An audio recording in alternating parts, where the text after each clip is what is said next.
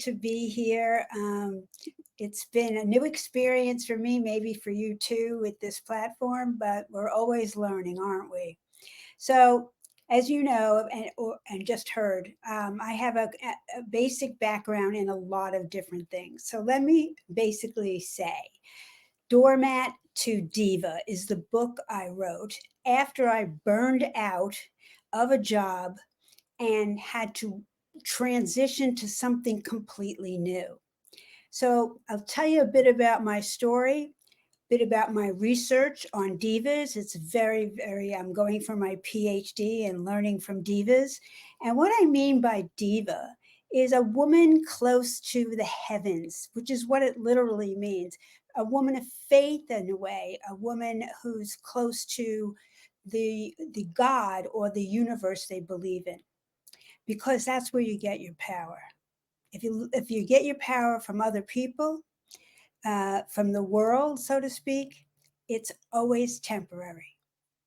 We want sustainable power.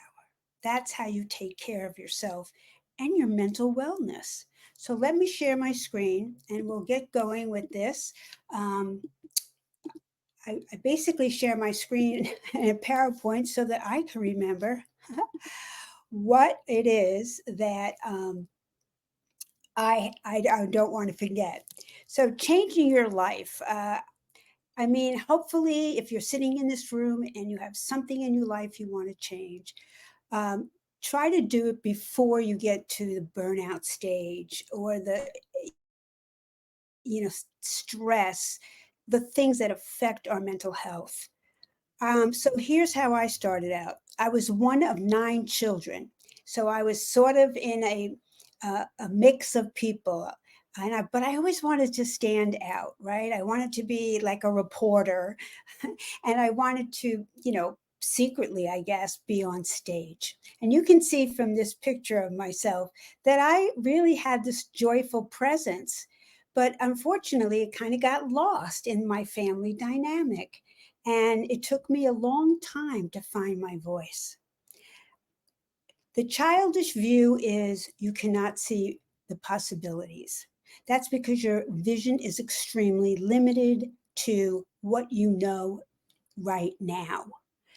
To move into the impossible, you don't need to know how to get there. You just need to know what you want to, where is it that you're going?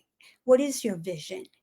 And I still hung on to this vision for a long time. And yes, it did help me in my next jobs. And as you can see, maybe you're a little bit like me.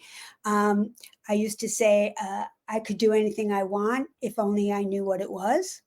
And here are all the jobs I took and enjoyed and built my confidence. These all built my confidence because I tried something new, right?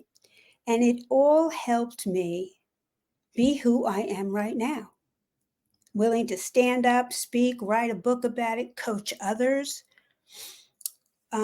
So when I was working in politics, which given the world stage, it wasn't even as bad as it is now, but I found I was losing my values. I thought I had it all. I was making more money than I ever thought possible. But I had it all. I had the mental wellness, uh, symptoms, migraine headaches, stomach problems, chronic fatigue. I was just slowly dying. And that was my wake up call. That was me finally answering the phone that was ringing with the message, your money or your life. I had I took time to make that decision, but today, once I made it, um, it was such a relief. My physical stress symptoms were diminished, if not all the way gone. Um, and I really enjoy letting people know what happened. How did I do this? A lot of people want to know, how did I do this? And I think, especially for women, we don't have one job. If we're burning out, It's a number of things. Either we're taking care of a family, or we're taking care of aging parents, or an extended family. There's so much going on for us. And I really think to act like a diva a little bit, which means, who am I? I'm confident in who I am. Maybe I'm not perfect. Maybe I've tried a lot of things that didn't work, but that's okay. I may not be the perfect mother, wife, husband, brother, but I'm doing the best that I can, because if I could do better, I would. I'm doing the best I can. And once you accept yourself, that's when things change. You can't do it if you're judging yourself harshly. So I call those the 3 A's. Acceptance, right, means I'm not letting myself off the hook. I'm not pretending that I'm okay. I'm literally sitting down and saying, this is what is. It may be uncomfortable, but I'm not going to die from the discomfort. This is where I am. I burned out. I can't do this job anymore. I have to say goodbye to the money. Once I did that, now I feel like I can take some action, right? So, acceptance, action, and acknowledgement. Acknowledgement is patting yourself on the back if that's what you need, right?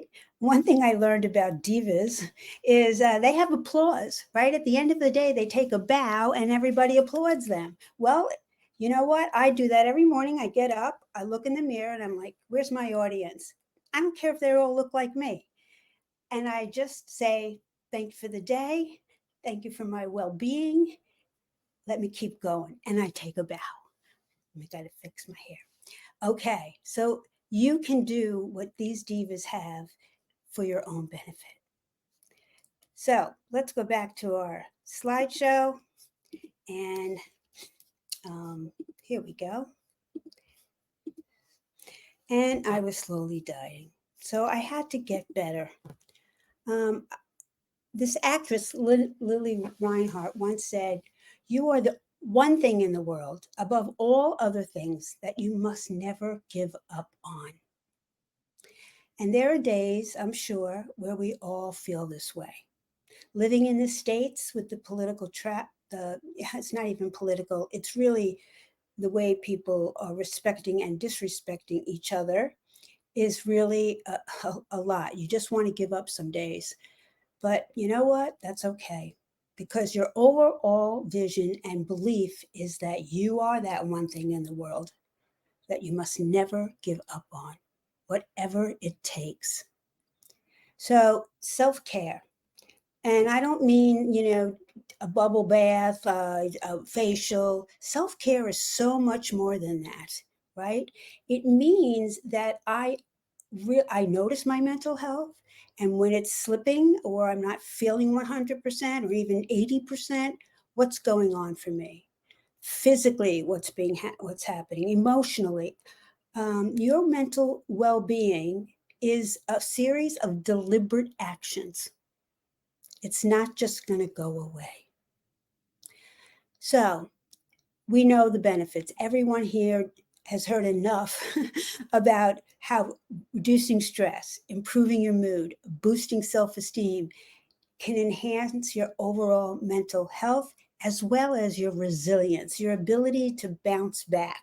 Yes, you will weeble and you will wobble, but you will bounce back. You always have. Just take a moment right now to look down the corridors of your past and you'll see that you've done this. And look at how you did it.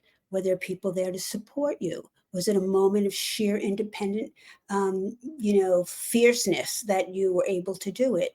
Whatever it took, you did it. So take a minute to look at that. So wherever you are now, that's available to you. So I call this Diva-tude, meaning not the spoiled, person that's demanding and arrogant. I'm talking about a woman close to the heavens who believes she's so much more than what she is in any moment.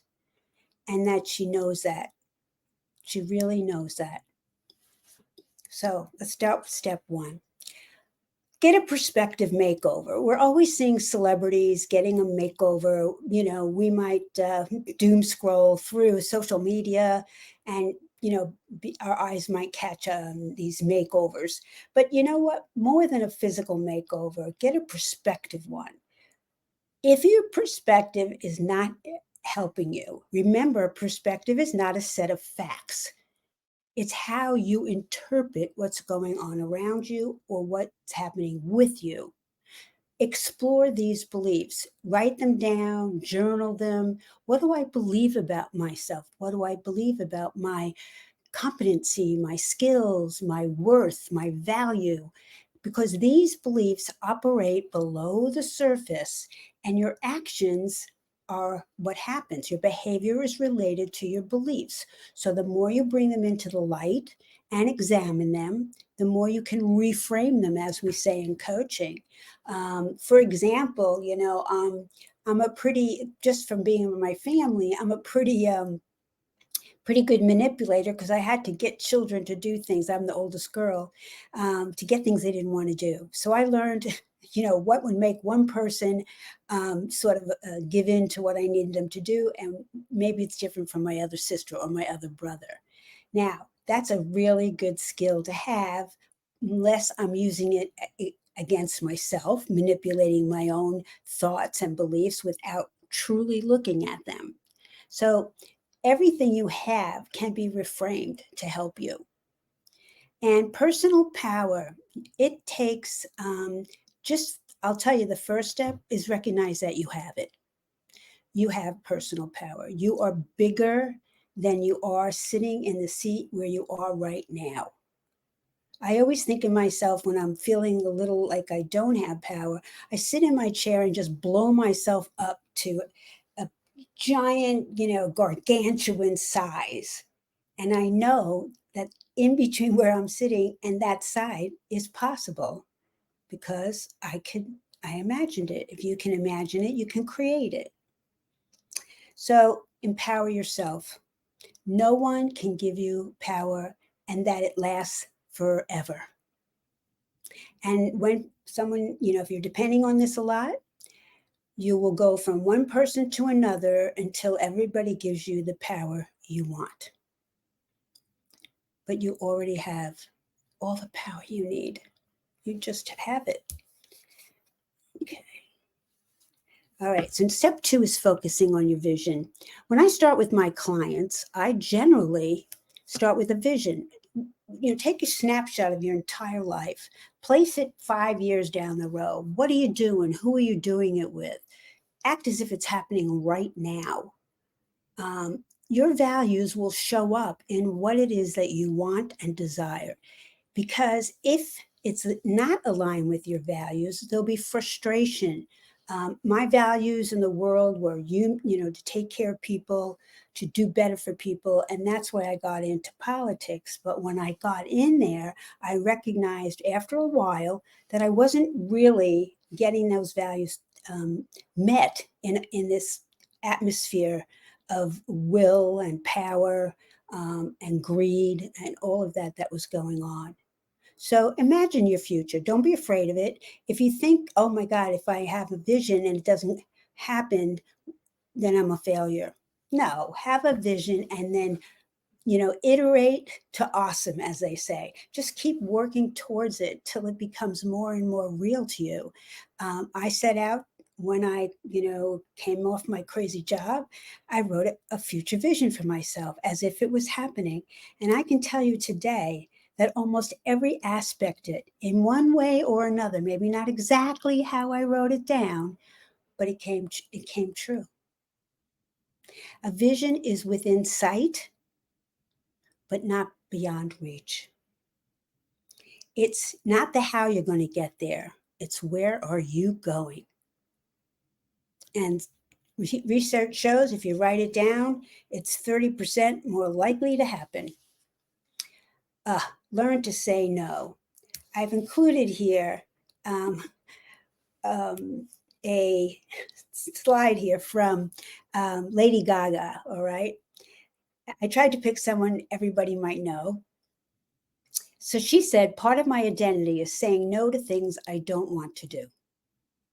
I check in with myself throughout the day and I say, do I really want to do this? Now, you might be saying, as you're staring at the laundry or the project deadline, I don't really want to do this. Then you have to step back a bit and say, why am I doing it? What about this is important to me? Because laundry isn't laundry, it's taking care of your family, taking care of you. Maybe you don't want to do it in that moment. Okay, give yourself permission to put stuff off that's not urgent. And the same with projects. You know, a lot of us work and we're not fully satisfied at work. Then take a minute, right, to decide what is still there that feeds me, that challenges me, that aligns with my values.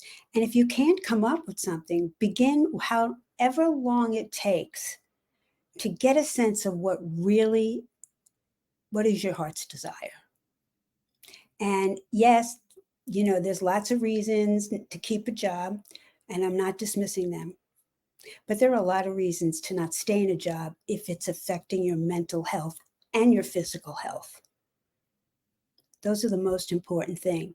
In the States, we work for health insurance so that we can have medical care. And when I walked away from my job, I mean, that was one of the things that kept me in the job. I said to myself, I don't want to have on my gravestone, she died for the health benefits.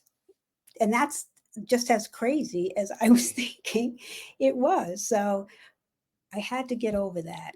All right. So speak up for what you need. It's not rejecting the person. This is the biggest reframe. It's not rejecting somebody, it's declining a request. It's declining a request. If you feel you can say no to this, then say no. If you need to negotiate, absolutely negotiate. You know, can you bring, pastries? Well, no, but I can bring bagels. All right, negotiate. Don't just say yes, because yes, saying yes for most of us is because we want people to like us. Saying yes means I can ask them for help when they need it, which might be true, but not in exactly the same form. All right. So get rid of the idea that you're rejecting a person. You're just taking care of yourself. All right. You're just taking care of yourself. All right. Because you have a mission. You may not know what it is today, but I invite you to spend some time thinking about it. Because if you have a mission and you're focused, it gets easier and easier to decline things that don't lead toward that vision. So when I had my vision, I did not want to go to work in a political way.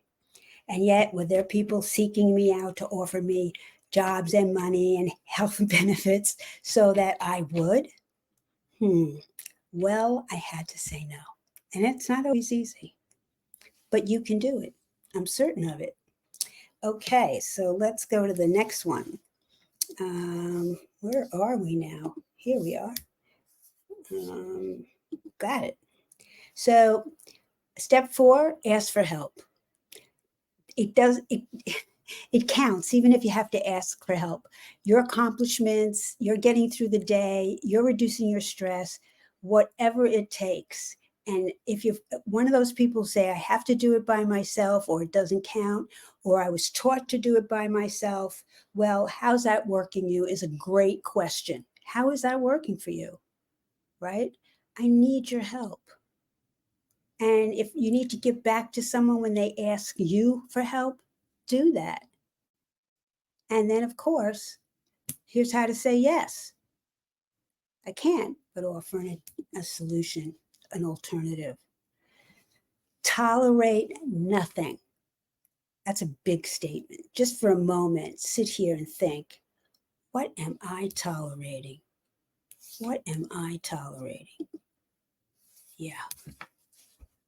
It could be as small as a dirty car, a tile in the bathroom that you kick every time it needs to be glued down and you just don't do it. Paperwork, clutter, these things zap your energy. There's a lot of research on what it does to the brain. Put your mind to clearing up what you're putting up with, right? And maybe it's a person. And if it is a person, all right, begin to find your boundaries, speak up, and make it not just a tolerable situation, but one you accept and move on. Okay? Self-care is initiated by us, and it isn't easy. All right? It's active engagement. It's taking care of all your needs. All right? And they are all related. If you fail to take care of yourself in one area, as it says here, it'll affect you in another. Okay. Self-care. It is not an emergency response plan. It should never get to that point. It's not selfish. It's about being a worthy steward of oneself. I love that line. Being a worthy steward of oneself, body, mind, and spirit. Self-care is not all about action. It can mean letting go. That's an action. Letting go of crowded schedules, meaningless activities, worry, guilt, and being judgmental.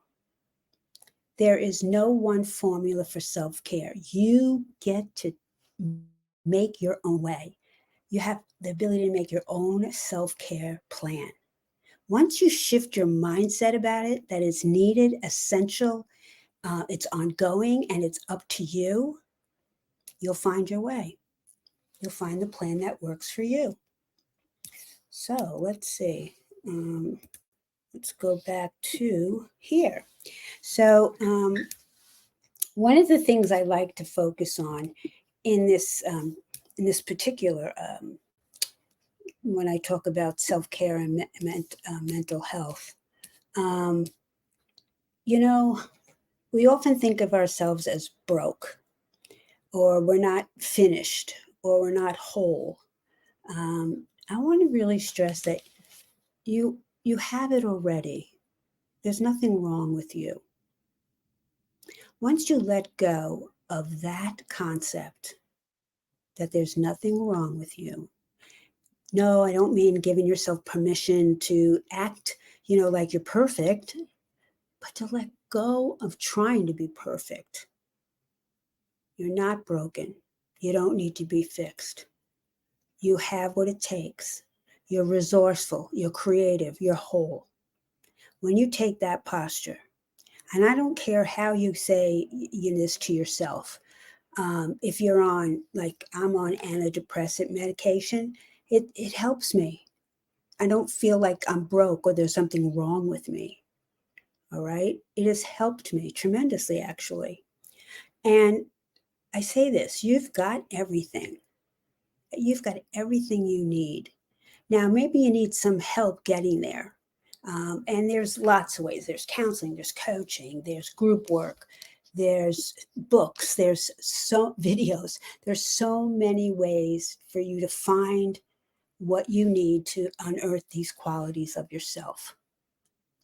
A couple of powerful questions that I use in my coaching. Ask yourself these questions. If I knew I couldn't fail, what's the first thing I would do?